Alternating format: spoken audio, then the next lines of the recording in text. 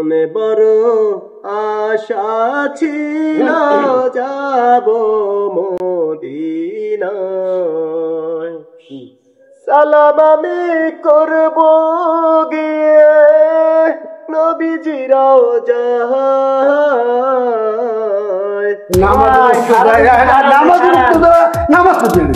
নামাজ তো পড়বেন আমার নামাজ তো সেই হয় না নামাজ হয় না আমার পাও কি ধোয়া দেখি এই যে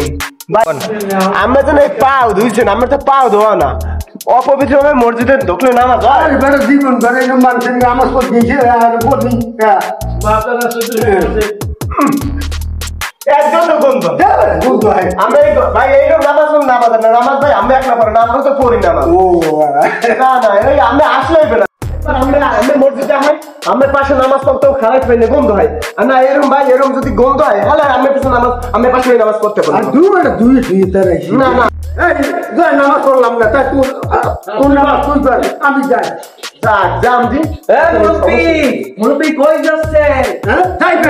ইমাম সাহেব বলাচ্ছে আপনাকে ইমাম সাহেব বলায় আসেন আসেন আসেন কোথায় যান ইমাম সাহেব বলায় আপনাকে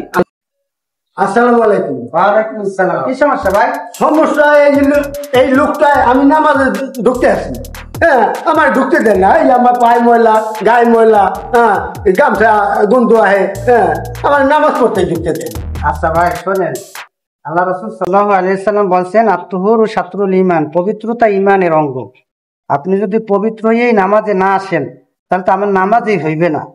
আর পবিত্রতা হলো ঈমানের অঙ্গ অর্ধাংশ অর্ধেক এই জন্য আমাদের পবিত্রতা অর্জন করতে হবে আল্লাহ রাসূল সাল্লাল্লাহু আলাইহি সাল্লাম অন্য হাদিসে বলেন মিফতাহুল জান্নাতিস সালাহ নামাজ বেহেশতের চাবি অমিফতাহুস সালাতিত তুহুর আর নামাজের চাবি হলো ওযু আপনি যদি ওযু না করেন আপনার পরিষ্কার না থাকেন পবিত্রতা না হয় তাহলে তো আপনি নামাজই হইবে না এই জন্য আপনার পরিষ্কার পরিচ্ছন্ন হইয়া মসজিদে আসতে হইবে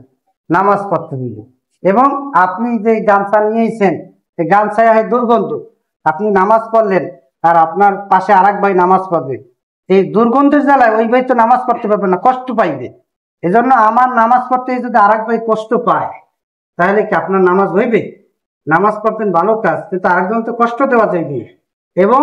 ফেরেশতারা এই দুর্গন্ধ সইতে পারে না